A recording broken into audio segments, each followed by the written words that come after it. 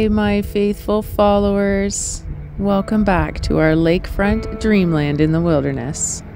How are you doing out there in the world? I hope you're happy and you're healthy. So here's the thing. Truth be told, I am a farm kid. Both Manfred and I grew up in the tobacco fields of Norfolk County. So we know a thing or two about getting our hands dirty, and I love to grow food.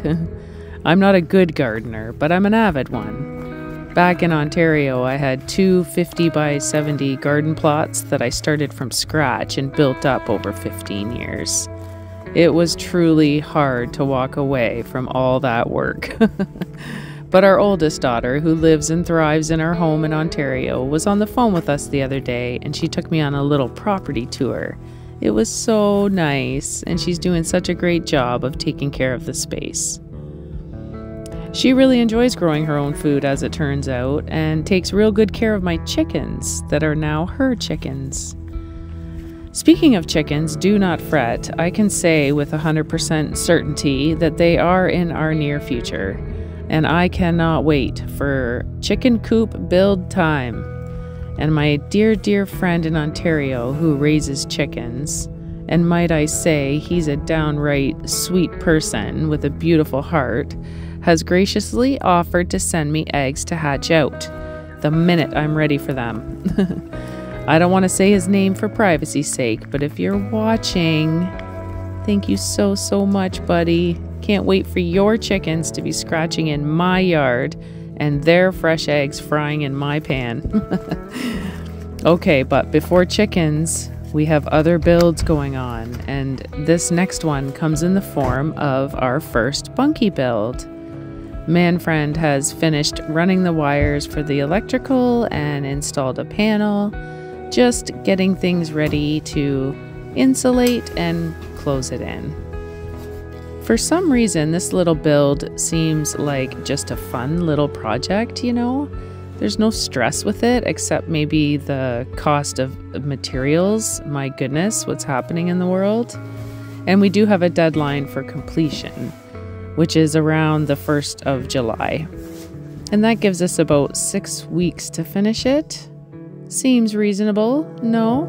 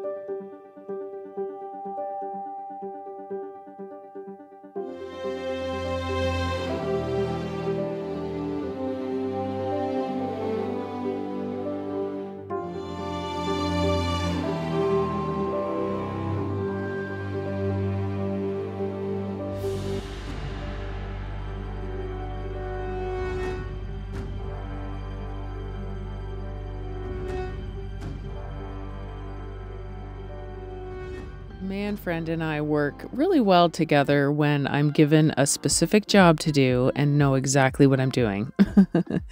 Most times, Manfred just keeps the blueprints in his head and I just go with the flow under his direction, but I've learned a lot this past year and I understand the Bunkie build so far.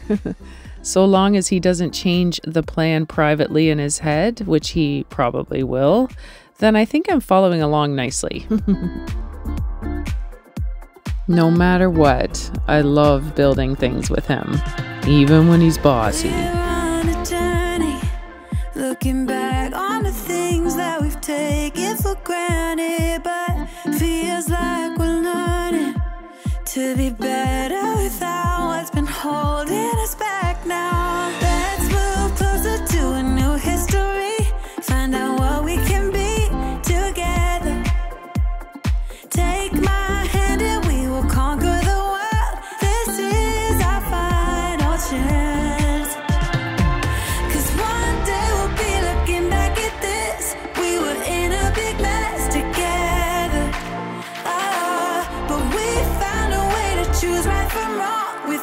strength to go on together. To go on together. Yeah. To go on together.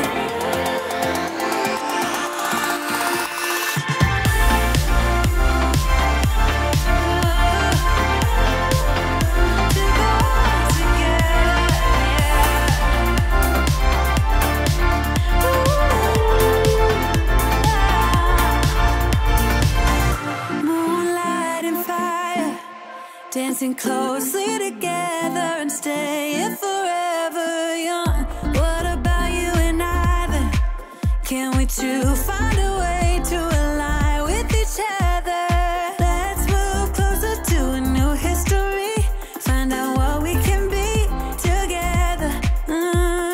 Take my hand and we will conquer the world. This is our final chance.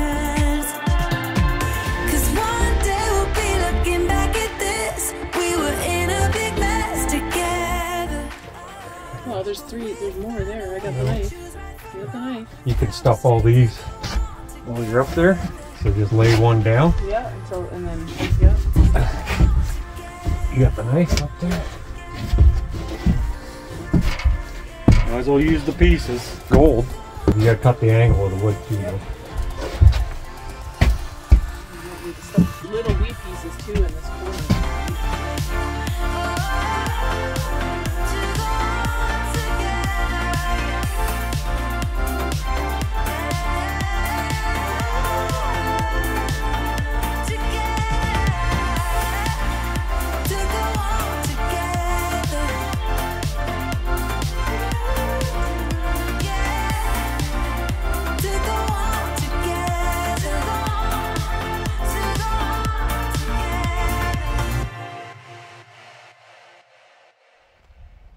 It's nice this morning. It's my infamous commute to work. How lucky am I to have a 30-second walk to work? It's a beautiful day. Here I am at work. Man friend's off to work, daughter's off to school. Actually, Tuesdays are a good day for me because nobody is around to distract me.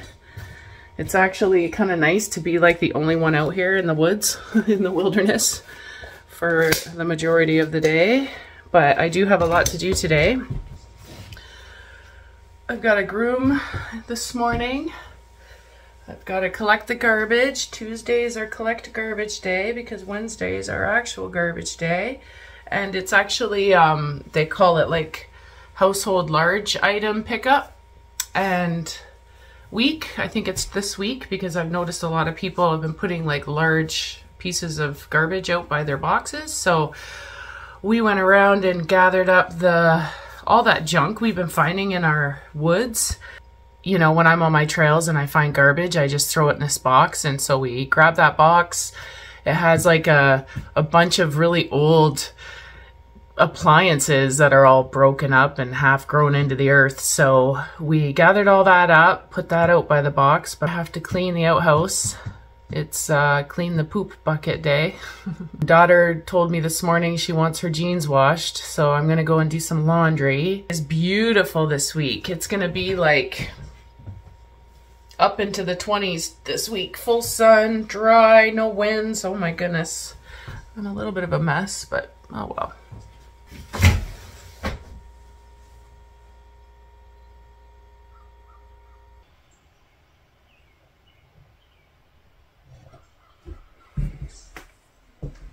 After winter, cold spring feels like warm spring, but then that gets old too, and then it starts to feel cold again in spring.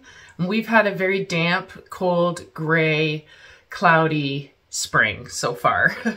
Not a complaint. It's been beautiful, but we were so happy that yesterday the sun came back and things started warming up and the rain stopped and everything's just cleared right up. And this week is supposed to be warm spring.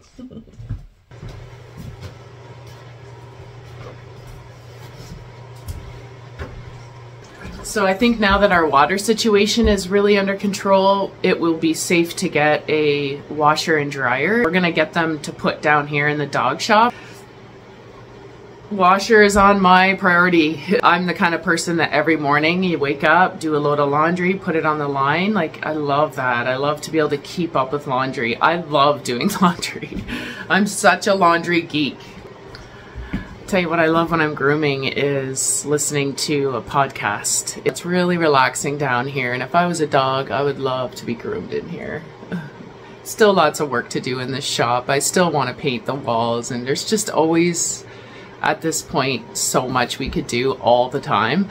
But for now, it's very cozy. I do like the natural wood, although, you know, having like pictures on the wall, and this was painted by my sister. She painted this one, and she painted this one here too. This is the view in our the backyard of our Ontario home, so that's very nice. My daughter painted that.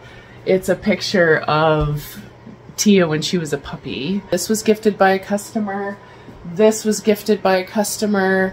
And this was gifted by a fellow groomer. Shout out to Denise. She actually made that for me, and she was a student at the school, the grooming school that I went to, the college. I graduated from there, and then a year later she was in the program when I was an instructor, because I did actually help out as an instructor after I graduated. So that's how I met her. And we've always stayed in touch. So hello Denise, if you're watching. This was also made for me, and this is a special shout out for Mandy, because that's like one of many things that she's made for me.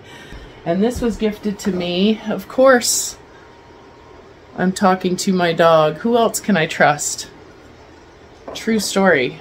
True story. Something I bought a long time ago, and it's like a really, it reminds me, when I look at it, I remember it was a place called Winter Wheat, and it was near Sparta. If anyone in Ontario recognizes that, they would know exactly what I mean. Very folk art type place, and it was really nice to visit. My mom and I, when I was younger, in my early 20s and that, after I'd kind of moved out of the house, we would get together every now and then, and she would have a day off work and I would have a day off work in the middle of the week, and we would just take a little road trip and go to Sparta and go to Winter Wheat and have lunch or go for breakfast or a coffee.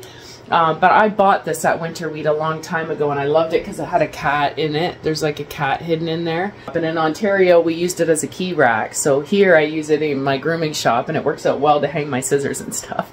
I'll never forget all the road trips. And if she ever, I lived in the city of London, and she was, you know, back home in Tillsonburg, and if I was having like a hard week, or I was having a hard time, or, you know, any time that I felt the blues or homesick, she would, you know, say, let's go to Sparta, let's take a road trip. And so she would just, like, you know, snap me out of my little depression moments when I was single and living alone and trying to pay rent, and everything was hard, and working all the time and that sort of thing. So shout out to my mom. My sister mailed this to me, and it's just a simple little postcard, and it's just so special. I cried when I choked up, teared up when I opened it. I grew up on Anne of Green Gables, and, you know, so she sent me this little postcard, Kindred Spirits with Anne and Diana. Everything has a special meaning and purpose, and everywhere I go, even in my life and in the shop and in the RV and out in the garden and